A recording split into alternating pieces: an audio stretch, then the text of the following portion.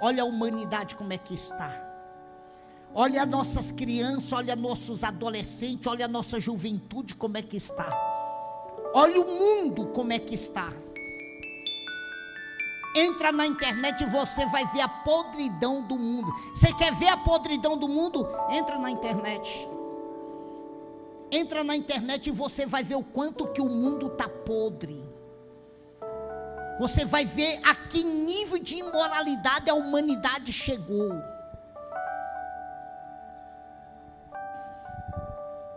E está aqui, ó, dia após dia, essa palavra se tornando mais verdadeira. Dia por dia, cada profecia, cada advertência que está aqui nessa palavra está se cumprindo. Tudo que estava oculto, tudo que estava escondido, hoje está se revelando. As pessoas não fazem mais nada escondido. Antes eles faziam escondido, não estão mais fazendo escondido, estão se revelando. E por quê? Porque essa palavra diz que antes da trombeta tocar, antes da segunda vinda desse Jesus que morreu e disse que ia preparar morada e voltaria para levar todo aquele que nele creu, tudo isso aconteceria. Tudo isso que está acontecendo no mundo inteiro está ligado à Bíblia. Filho matando pai, está ligado à Bíblia? Está ligado à Bíblia? Pai matando filho, está ligado à Bíblia? Esposo contra esposa, está ligado à Bíblia? Está ligado à Bíblia? A imoralidade da humanidade está ligada à Bíblia? Está tudo aqui, ó. Isso é inspiração divina. Os demais livros da face da terra não têm essa inspiração divina. Isso é uma história que está lá e não acontece. A Bíblia não. Aconteceu no passado, está acontecendo agora e vai acontecer no futuro. E eu estava explicando para ele hoje o que é a Bíblia. Aí ele me aproveitou, fez uma segunda pergunta. Ele disse: pastor, e esse negócio do diabo, como é que é? De onde o diabo surgiu? Eu falei para ele: olha, uma das coisas que eu mais cobro aqui das minhas ovelhas, do meu rebanho, é que eles têm que ler Bíblia. O que a pessoa que se torna cristão tem que fazer? Não entendi. Comprar Bíblia. Você pode ter 100 Bíblias na sua casa, mas se você não ler nenhuma, ela não vale nada. É um tesouro oculto. Você sabia disso? Pastor, mas eu só tenho uma. Mas se você não ler, ela não vale nada. Você vai continuar igual uma folha seca. Se disser para você que Coca-Cola é do diabo, você vai crer e não vai tomar mais Coca. Se disser para você que gostar de cafezinho e tomar cafezinho de manhã, meio-dia e à noite, e isso é vício, e viciado não entra no céu, você vai deixar de tomar cafezinho porque você não lê Bíblia. Então, não adianta você ter Bíblia se você não ler. E é uma das coisas que eu mais cobro aqui, que eu mais exijo dos membros desta igreja. Vocês têm que ler Bíblia, porque no dia que eu ensinar errado e vocês obedecer, vocês é que estão pecando por não ler Bíblia. A leitura da Bíblia é importante, porque no dia que eu ensinar errado, vocês vão dizer: está errado, pastor, a Bíblia não ensina assim. Aí eu fui explicar para ele quem era o diabo. Quem era o diabo, irmão? Quem era o diabo, igreja? Igreja, quem era o diabo? Está vendo? Tem um bocado de crente que nem sabe quem era o diabo. O diabo era a segunda pessoa no reino celestial. Acima dele era Deus. O diabo era um querubim, a segunda pessoa no reino celestial. E por que ele se tornou diabo, igreja? Sabe por que ele se tornou diabo? Ele criou uma inveja. Vira para a pessoa do lado, fala para ele assim: cuidado com a inveja. Vocês estão falando é para mim, é? A pessoa do lado está à tua esquerda ou à tua direita, não é na frente não. Vira para a pessoa do lado, fala para ele: cuidado com a inveja. Inveja? Você não sabe o que é inveja, não. Inveja torna o teu amigo o teu pior. Sim ou não? A inveja pega teu amigo e faz dele o teu pior inimigo. A inveja pega aquele que você ajuda e faz dele se virar um Judas contra você. Foi o que aconteceu com esse querubim. Ele começou a ter inveja de Deus e ele então queria se tornar Deus. E aí olha o que ele fez, olha para mim, olha o que ele fez. Antes dele se levantar contra Deus, ele começou a persuadir os anjos. Ele começou a persuadir os anjos. E ele era tão tremendo que ele persuadiu a terça parte dos anjos. E levou essa terça parte dos anjos a tentar derrubar Deus. E Deus fez o que? Castigou. E ao castigo de Deus sobre ele, qual foi? Matar? Deus matou ele? Não. Deus tirou todos os privilégios que ele tinha. Deus tirou todos os privilégios que ele tinha. E aí ele se tornou um anjo decaído. Para você que não sabe, Deus não jogou ele no mar não. Deus expulsou do céu para terra. E aqui na terra, o diabo e os anjos decaídos que viraram demônios, olhe para mim, para você aprender isso. Talvez você nunca leu na Bíblia, você vai aprender hoje ouvindo aqui. Os anjos, junto com Lucifer, que perderam o privilégio de anjo e viraram demônios. Aqui na terra tem um objetivo: destruir a imagem e a semelhança de... Quem é a imagem e semelhança de Deus? Deixa eu ver quem é a imagem e semelhança de Deus aqui. Nós. Ó, porque o diabo tem ódio do ser humano. Porque nós somos imagem e semelhança de Deus. Quando o diabo olha para o ser humano, ele está vendo quem? Deus em nós. Por isso o diabo odeia a humanidade. Por isso o diabo odeia o ser humano.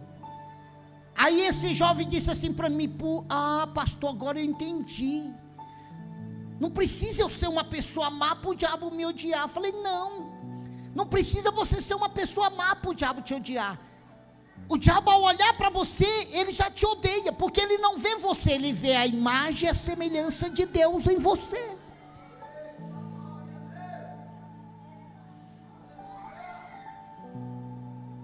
E aí ele desceu do céu com 3 ofícios. Qual é dele? Matar, roubar e destruir. Ó, matar, roubar e destruir. Matar o quê? Nosso corpo. Roubar o quê? Nossa salvação. O diabo tem interesse em dinheiro? Em joia? Em patrimônio? Não. Qual é a riqueza? Qual é o tesouro do diabo que ele mais procura? Nossa alma, nosso espírito. Aquele que está em nós, aquele que faz nossos olhos brilhar, que nos dá fôlego de vida, aquele que através do que nós estamos aqui, a boca nos dá a vida. Maior tesouro que o diabo tem procurado nos dias atuais é o espírito do ser humano. E o diabo, olhe para mim, e o diabo não conhece a Bíblia.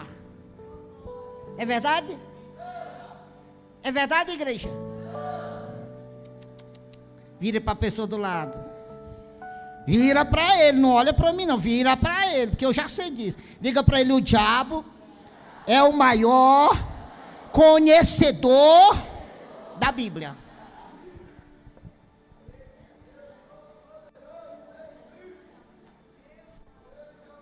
O diabo conhece a Bíblia? O diabo sabe tudo que está escrito na Bíblia? Sabe. E como sabe? Viu? E como sabe? A prova é que quando Jesus jejuou 40 dias e 40 noites, quando terminou o propósito, o que Deus fez? O Espírito Santo levou Jesus para ser testado, tentado pelo diabo. E quando Jesus chega face a face do diabo, ele estava com fome. Jesus estava com fome. Diga comigo, fome.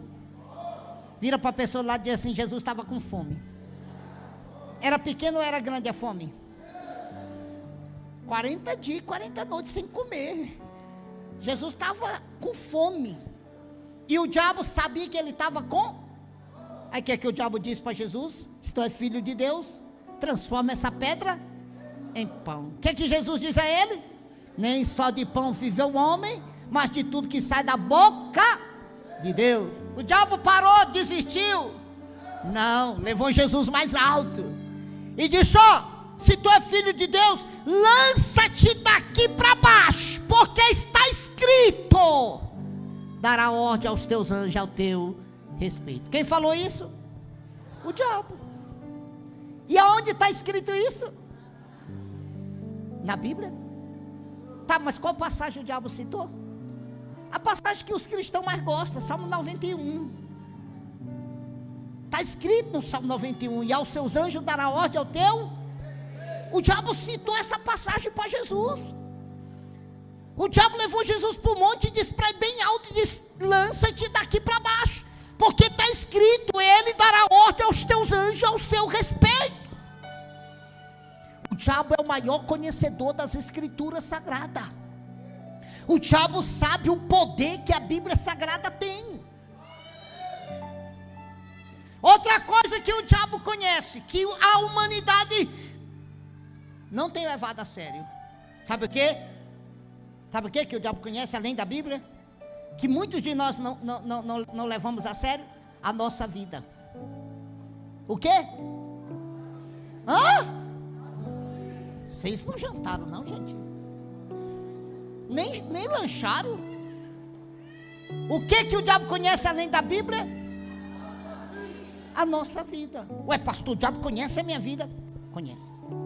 A Bíblia diz, ó,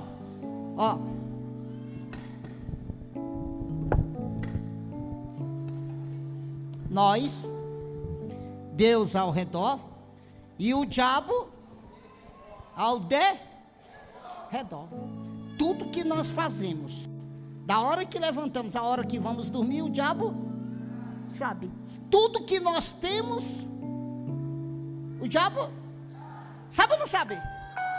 Pastor, sabe. Pega a história de Jó.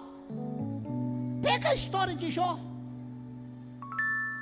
A Bíblia diz que os anjos constantemente se apresentavam no trono de Deus. Olha para mim. E lá vem uns anjos, e de repente no meio dos anjos estava quem? Satanás, o diabo. E Deus olha para ele e pergunta para ele: de onde tu vem? E ele disse: venho de rodear a terra, de passear por ela. Olha o poderio do diabo. Ele não disse: eu venho lá da Bahia, eu venho do Maranhão, eu venho de Codó. Não, ele disse: eu venho de rodear a terra. Escute, tem gente aqui que precisa aprender isso. Aí o Senhor disse para ele: viste meu servo Jó, homem íntegro, fiel e temente a mim. O que o diabo diz para Deus? Sabe o que o diabo diz? A primeira coisa que o diabo aponta a Deus sobre a pessoa de Jó: tudo que ele tinha, a vida dele. O diabo disse: mas também pudera ele ser íntegro, fiel e reto a ti. Tudo que ele toca, tu abençoa. Tu tem enriquecido ele. Como que um homem desse não pode ser íntegro e fiel a ti? Olha o que o diabo aponta para Deus acerca de Jó. Só que a integridade, a fidelidade, homem íntegro, fiel e temente. E o temor de Jó não era por causa da sua riqueza. Vira para a pessoa do lado. Vira para a pessoa do lado. Diga para ele, com voz alta para ele ouvir. Diga: a integridade de Jó, a fidelidade de Jó e o temor de Jó a Deus não era pela sua riqueza. É uma das coisas que as pessoas precisam aprender. Jó não temia a Deus, Jó não era íntegro a Deus, Jó não era fiel a Deus pelo que ele tinha, mas pela fé. Pela fé. E não tinha homem mais rico do que Jó, tinha? Não. Não tinha homem mais rico. A riqueza de Jó ultrapassava toda a nossa, se juntar toda a nossa riqueza que aqui está, não chega a 1% do que Jó tinha. Jó era o homem mais rico daquela região. Mas era cristão, era servo de Deus. E servia a Deus não pelo que ele tinha. Sabia que nos últimos dias, uma das maiores armas do diabo na vida do ser humano é contra o que ele tem? O diabo tem os patrimônios, a sua riqueza, a Deus. Sabia disso? O diabo não cessou lá em Jó. Se você pegar a história de Jó, o diabo tentou fazer Jó pecar contra Deus, destruindo o que Jó possuía, porque o diabo achava que a integridade de Jó era no patrimônio que ele tinha. Pode pegar a história bíblica lá de Jó, pode pegar ela na sua casa e ler, você vai ver, não é isso? Aí ele toca fogo na plantação, aí ele faz os ladrões roubar os seus camelos, seus bois, aí ele mata seus filhos, suas filhas, e o pior, sempre deixando um mensageiro para ir levar a pior notícia para... E o mais tremendo é que toda vez que o mensageiro chegava, sabe, e que dava aquela notícia horrenda para Jó, sabe o que Jó dizia? Deus me deu, Deus tomou. O que Jó dizia? Então vira para a pessoa que está do teu lado, seja ele quem for, vira para ele e fala bem claro para ele entender. Diga assim: tudo que tu tem, só tem porque Deus te deu. Quem crê? Quem crê? Quem crê?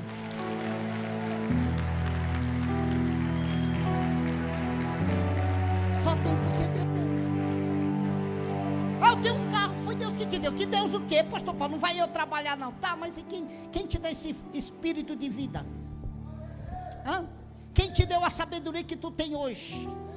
Ah, eu estudei. Tá, mas estudou, mas mesmo se tu não tivesse de Deus essa graça da sabedoria, esse estudo teria algum valor? Não. Tudo que você tem, seja o que for, foi Deus que te deu. E você não tem que se agarrar aí. Você tem que se agarrar à sua fé. Ontem o pregador aqui falou uma coisa interessante, muito profunda. Não sei, acho que não foi ontem, foi ontem de ontem, na segunda-feira. Ele disse assim: ó, o diabo destruiu tudo de Jó, mas a coisa mais essencial o diabo deixou de lado. Sabe quem? A esposa. O diabo matou 7 filhos de Jó e esqueceu de matar a esposa. Engraçado. O diabo se revoltou contra tudo que Jó tinha. A única coisa que o diabo não se revoltou da vida de Jó foi com a mulher dele. Deixou intacta. Tinha alguma doença ela estava intacta. E eu acredito, creio eu, pelo meu entendimento bíblico, que o próprio Deus fez isso, ó, selou ela, para que nada tocasse, para que o diabo não atingisse em nada, a não ser no parte final da mensagem, que ela chega, vendo Jó naquela situação, todo leproso, do fio ao dedo, coçando, sangue puro. Aí ela chega para Jó, olha para ele e diz: amaldice-se teu Deus e morre.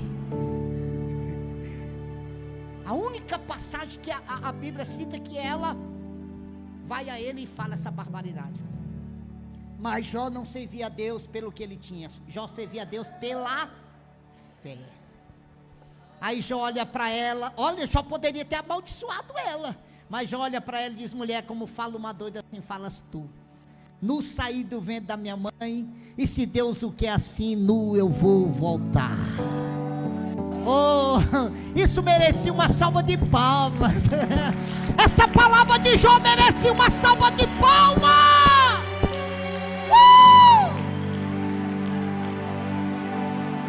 Sabe, as pessoas precisam entender isso. As pessoas precisam entender isso. Tá, então lá, passamos em em Noé, vimos o prejuízo da humanidade em Noé. Todos que endureceram o seu coração, deixaram a incredulidade tomar conta, perderam o direito de vida. Não entraram na arca. A arca não era para os animais, a arca era para o povo. E eles perderam. Vimos Deus aí através de Jó, mostrando que não se serve a Deus pelo que Deus dá, pelas coisas materiais, se serve a Deus pela fé.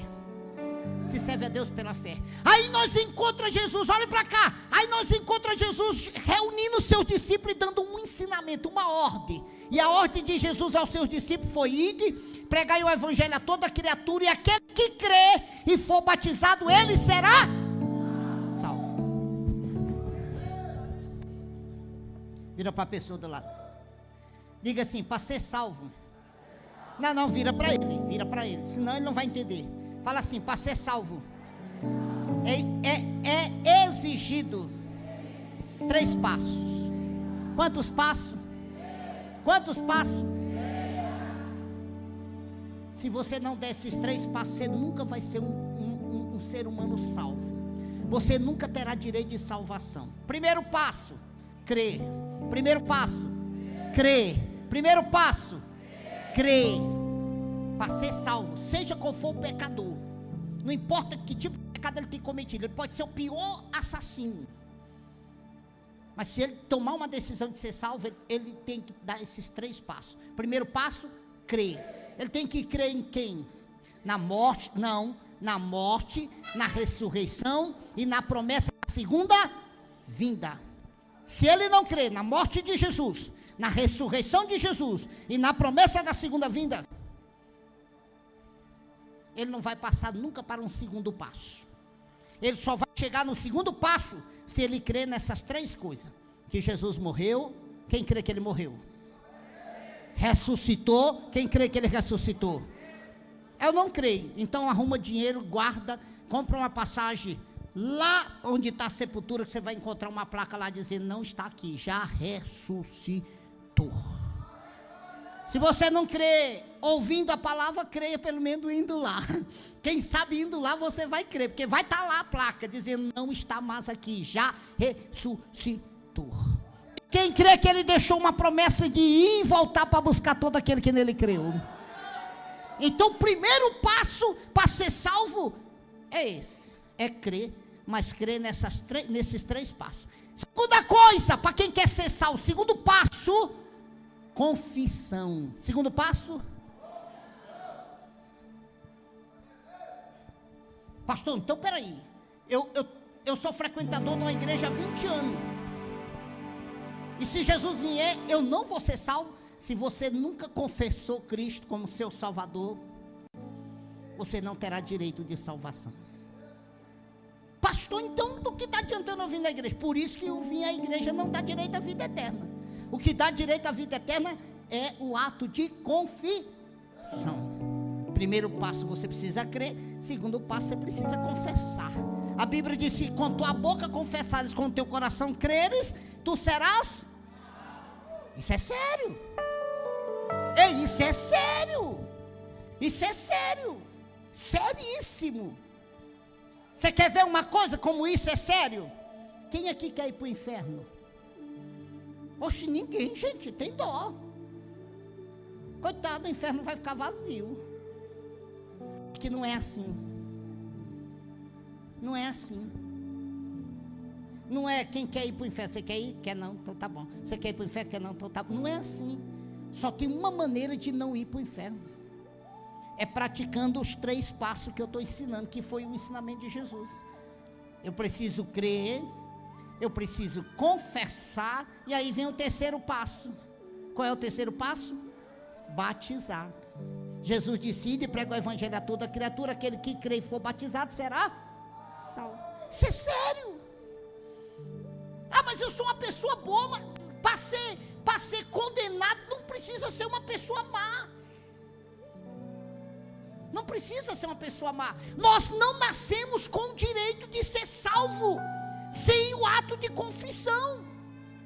Para nós sermos salvos, nós temos que crer na morte, na ressurreição e na promessa da segunda vinda. Temos que confessá-los Cristo como nosso Salvador. conhece a história do rico e do pobre? A passagem de Lucas capítulo 16, versículo 20. Os dois eram seres humanos, era ou não era? Era ou não era? A diferença é que um era rico e o outro era pobre. Mas por que ele coloca um rico e um pobre? Não é porque o rico não tem direito à vida eterna, não. É porque a vida do rico é uma vida de regalia. Mas tem muito pobre também que vive uma vida que só a misericórdia. Sim ou não? Sim ou não, igreja? Sim, eu conheço muito pobre aí que só o sangue. Vive uma vida de regalia. É fosta, é forró, é droga, é bebida. E só a misericórdia. Mas também eu conheço muito rico que a sua vida é tranquila. Como também conheço muito pobre que a sua vida é tranquila. Mas isso não dá direito a ele ser salvo, se ele não praticar o ato de confissão. Quem está me entendendo? Sabe, hoje o Espírito Santo diz: tu vai fazer o que eu quero. Te coloca na minha posição, que eu vou te usar para falar com pessoas aqui dentro deste lugar esta noite. Não ir para o inferno não é uma questão de que eu não quero ir para o inferno. É uma questão de eu crer em Jesus Cristo, confessá-lo como meu Salvador. Não ir para o inferno não é uma questão de bondade. Eu sou uma pessoa boa e eu não vou para o inferno. Não, não é. Não é. E inferno, para você entender, talvez você não sabe, inferno não é um lugar bom. Inferno é um lugar bom? Não. A Bíblia diz que não. A Bíblia diz que inferno é lugar de tormenta. Não é purgatório. Inferno não é purgatório. Inferno não é lugar de purificação. Inferno é lugar de tormenta. Tormenta. E quem está no inferno hoje? A Bíblia diz que todo aquele ser humano, olhe para mim, todo aquele ser humano, de Adão até os dias de hoje, que morreram sem Cristo, estão no inferno. Seu corpo foi para o pó, mas seu espírito está no inferno. E eles estão dormindo? Não. Pode pegar a passagem capítulo 16 de Lucas, que você vai encontrar lá, esclarecendo, dizendo que quem está no inferno não está dormindo. Pelo contrário, está em tormenta. Uma chama de fogo está atormentando. E não é o corpo que está lá, é quem? O espírito. É quem? O espírito. Não é o corpo que vai para o inferno, é o espírito. Não é o corpo, é o espírito. Por que não é o corpo? Porque o corpo não tem capacidade de suportar a chama. É tanto que existe hoje a tal do crematório. O que acontece lá no crematório? O que o crematório faz? Ele destrói o corpo, ao ponto de tudo virar pó. Imagina, se o corpo fosse para o inferno, o ser humano que está no inferno estaria um pó. Então quem está lá no inferno não é o corpo, é o espírito. Quem está me entendendo? E ainda mais, quem está lá não sai mais. Não existe esse negócio de que quem morreu volta à terra. Vira para a pessoa do lado para ele perder o medo. Se ele tem medo de fantasma, ou de quem já morreu, nunca mais ele vai ter medo. Diga para ele assim, ó: quem morreu sem Cristo não volta à terra. Essa semana uma irmã disse: olha, pastor, eu preciso vá lá em casa benzer, que meu pai está aparecendo lá. Eu falei: não é seu pai não. Falei para ela: não é seu pai. Ela disse: quem é? Eu falei: é o diabo. Ela: mas é meu pai, eu vi a imagem direitinho, a voz é do meu pai. Não é seu pai, é o diabo. O diabo tem poder de se transformar em um anjo de...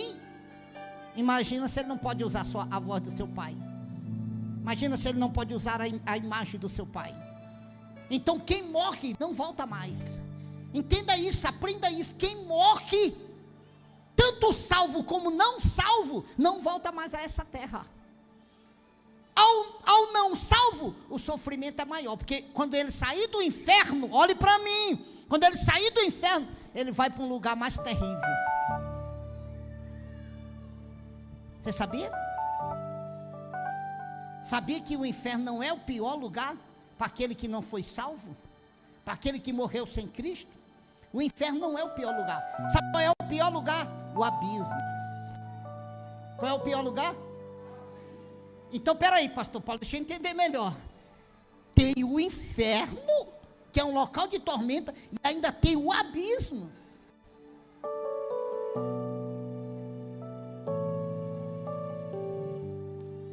Os desenhos mostram isso.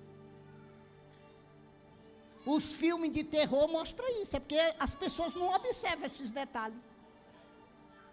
Mas os filmes de terror e os desenhos mostram isso. Mostra que as pessoas estão no inferno, mas também mostra aquelas pessoas que são lançadas no abismo. Então, inferno é um lugar e abismo é outro lugar. Sabe? E por não ler Bíblia, as pessoas não entendem. As pessoas ficam sem compreender isso.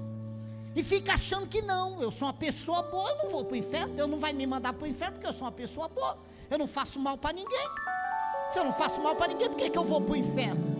Não existe isso. Não existe essa questão de que você é uma pessoa boa e você não vai para o inferno porque você é uma pessoa boa. Se você não creu na morte, na ressurreição, se você não creu na segunda vinda, não confessou Cristo, você está perdido. O ato de confissão é um ato de selo. É um ato que dá direito ao pecador, seja ele quem for, a ser salvo.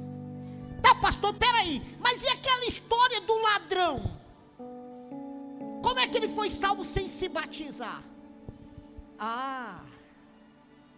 Eu conheço um bocado de pastores que dizem que batismo não salva, que batismo não tem importância, que o que importa é a pessoa frequentar a igreja. Mas do que vale a pessoa frequentar a igreja se não cumprir o que a Bíblia manda ele cumprir? O ladrão que teve o direito, adquiriu salvação da alma dele, mesmo sem ser batizado, ele adquiriu pelo ato de confissão. Ele adquiriu pelo ato de...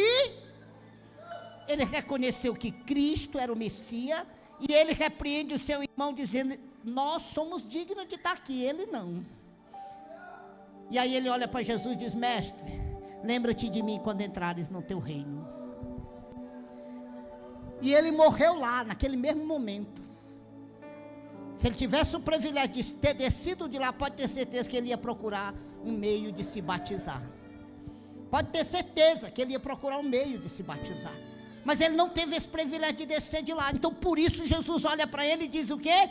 Ainda hoje estarás comigo no meu paraíso. Quem está entendendo? Então vira para a pessoa, peraí, não bate palma não, vira para a pessoa do lado, diga, ser bom não dá direito à vida eterna. Não dá direito à vida eterna. Ser bom não dá direito à vida eterna. O que dá direito à vida eterna é confissão, é o ato de crer e confessar. O que deixou aquele povo, o que fez aquele povo perder a sua vida foi porque eles não creram. Eles não creram nas palavras de Noé. Eles não creram que o que Noé estava falando sobre o dilúvio era real. O que tem deixado as pessoas hoje fora da vida eterna? Isso, a mesma coisa. Hoje nós estamos vivendo a mesma coisa de Noé. Os pregoeiros estão aí pregando, a gente está anunciando. E o que as pessoas estão fazendo? Estão ouvindo, mas não creem. Do que vale ouvir e não crer? Vale alguma coisa? Do que vale eu chegar para ele e dizer, olha, Deus está me dizendo que amanhã tu vai morrer, põe tua vida em ordem, confessa a ele. E ele olha para mim e diz, é doido, é? E aí, valeu alguma coisa eu ter avisado ele? Não valeu. A palavra de Deus só tem valor quando você ouve e pratica. A maior essência da palavra de Deus é a prática. Não é o que você ouve tão somente, é o que você ouve e pratica. Milhares e milhares de pessoas hoje estão a caminho do inferno, sendo conhecedor de coisas que eu já ensinei aqui hoje. Ele é conhecedor, mas ele não é praticante. Aqui tem um casal, eles estão vindo à nossa igreja, a gente já se conhece há muito tempo, e eles se converteram, reconciliaram, e o menininho dele é maior do que esse aqui, um pouquinho, só que ele é bem inteligente, ele dá isso aqui. O menininho dele chegou para mim segunda-feira, disse: pastor, eu quero me batizar.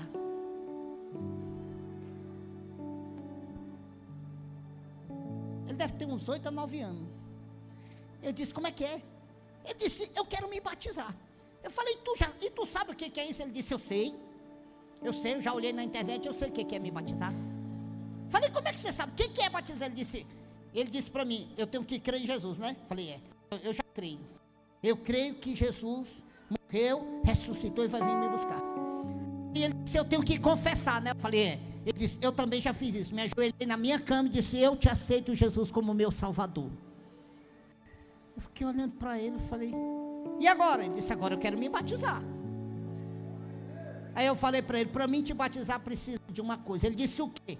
Falei: precisa da permissão do teu pai e da tua mãe. Se eles concordar, a Bíblia me dá direito de te batizar, porque você já entende, você já teve um entendimento. Então o batismo não é pela idade, 15, 16, 17 anos. O batismo é pela perca da idade da consciência. No momento em que a criança, olhe para mim, no momento que a criança perde a inocência, aprende a discernir o certo e o errado, então ele já corre o risco de perder o direito de vida eterna. Enquanto ele for inocente, se a trombeta tocar, a vida eterna para ele não tem barreira. Mas na hora que ele perder, aqui já perdeu. Já sabe o que é certo e o que é. Então, para ele ser salvo, ele tem que crer, confessar Cristo, se batizar, para ele ser salvo. Isso é sério? Isso é sério? Nós estamos brincando com coisas sérias, achando que não. Não, mas eu conheço a Bíblia. Mas não vale nada conhecer se não praticar. O maior valor da palavra é a prática, entenda isso. Mas é verdade que existe por aí milhares e milhares de ensinamentos. Você vai encontrar ensinamento de tudo quanto é jeito. Mas se você se deparar com a Bíblia só vai te dar um ensinamento. Só um. E é esse que eu estou lhe dando aqui hoje. É esse que eu estou lhe ensinando aqui hoje. A Bíblia não vai dizer que para você ser salvo você tem que ser uma pessoa boa. A Bíblia não vai dizer que para você ser salvo você tem que vir à igreja todos os dias. Não. A Bíblia vai dizer que para você ser salvo você tem que crer em Jesus Cristo, confessá-lo como Senhor e Salvador da sua vida. Pastor, mas eu sou uma pessoa mal, já pratiquei. Não importa. A Bíblia diz que na hora que você crer e confessar, todos os seus pecados, seja ele qual for, será apagado. Por isso Jesus morreu na cruz. A morte de Jesus não foi por acaso. Não foi para ele se tornar famoso. A morte de Jesus foi para nos dar o direito de remissão de pecado. Jesus morreu para que nossos pecados pudessem ser redimidos, para que nós pudéssemos adquirir o direito de remissão de pecado. O que é remissão? Perdão. Pastor, então peraí, para mim sim dá. Olha para mim. Então, depois que eu me tornar um cristão, eu nunca mais vou pecar. É assim? Não. Por que não? Porque nós somos constituídos de carne, corpo, alma e espírito. Nós somos constituídos corpo, alma e espírito. Vocês acham que por eu ser um pastor eu não peco? Peco, tem hora que eu fico brabo. Tem hora que dá vontade de eu pegar minha cachorrinha e dar uma pisa nela. Esse dia eu fui botar comida do meu papagaio e me beliscou. Deu vontade de eu matar ele e comer assado. É pecado, me irei. A ira é pecado. Pecado não é adultério só, pecado não é prostituição só, pecado não é só droga, só bebida. No momento que você olha para uma pessoa e começa a julgar ele, você está pecando. No momento que você começa a falar mal de alguém, você está pecando. Quem está entendendo? Só que depois que nós nos tornamos cristãos, o nosso pecado é diferente do pecado do ímpio. Qual é a diferença? O ímpio não adquire Espírito Santo e nós adquirimos. Quando nós, olhe para mim, quando nós confessamos Cristo, o Espírito Santo passa a habitar em nós. E qual é o papel dele? Nos acusar, é? Não, é nos ensinar a se livrar do pecado. Toda vez que erramos, o Espírito Santo nos repreende e nós, pequei, Senhor, perdoa-me e me ajuda a não pecar mais. E aí levantamos e continuamos a luta contra o pecado. Esse é o papel do Espírito Santo, nos ajudar na luta do dia a dia contra o pecado. Não é condenar, o Espírito Santo ele não condena, ele nos repreende. O ímpio não tem isso. O ímpio tem? Não. A prova é que ele está pecando e não está nem aí. Aí, do que adianta eu não comer carne na sexta-feira da paixão, mas eu usar droga? O que é mais pecado, a carne ou a droga? Então tem algo errado.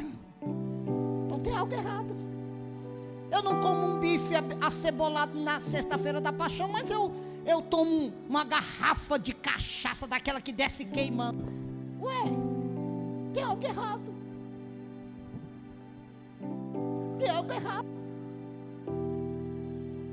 É assim que está a humanidade, invertendo tudo, sabe?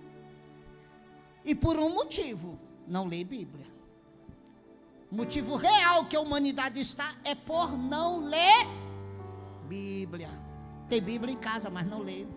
Aí nunca vai saber, nunca vai conhecer a história, nunca vai ter uma realidade do fato, do que realmente aconteceu.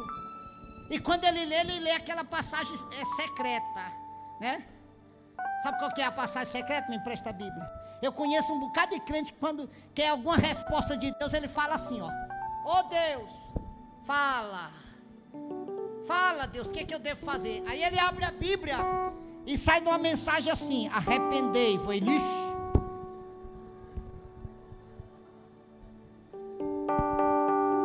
Peraí, ele pediu para Deus falar, abriu a Bíblia, saiu naquilo que Deus está querendo que ele faça, aí ele não gostou não, aí ele fez e fala de novo, Deus, eis que eu vou te dar um carro, vou te abençoar, aleluia. A Bíblia não é para isso. A Bíblia é para você ler história por história, você ter uma noção do fato ocorrido, do acontecimento, do ensinamento. Quem está entendendo, diga amém. Então, para nós fechar, vira para a pessoa do lado, diga assim para ele: espero eu que essa noite o Espírito Santo tenha esclarecido a tua mente. Usa as mãos e bata a palma para ele.